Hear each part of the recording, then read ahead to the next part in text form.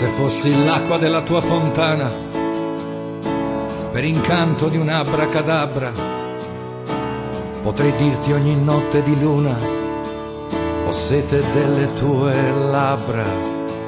Se fossi il fuoco avrei le parole da bruciare d'inverno in un camino, per dire al freddo che il vero calore è il tuo amore vicino.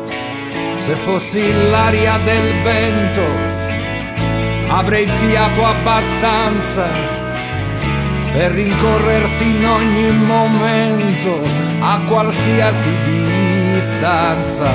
Se fossi terra più nera farei la rosa più rossa per piantarla per sempre ogni sera nel tuo cuore che russa e non sogna di me.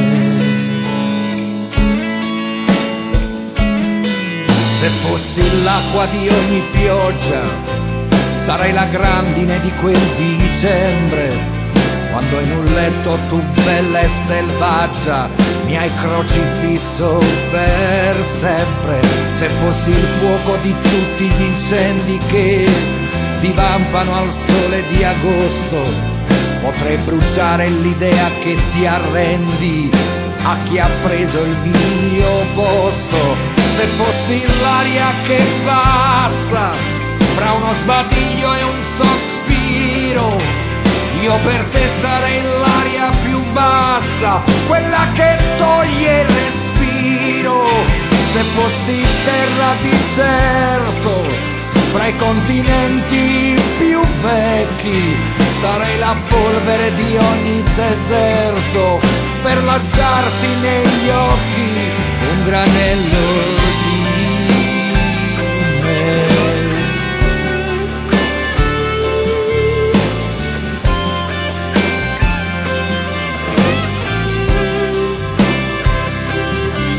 Se fossi terra di certo fra i continenti più vecchi, sarei la polvere di ogni deserto per lasciarti negli occhi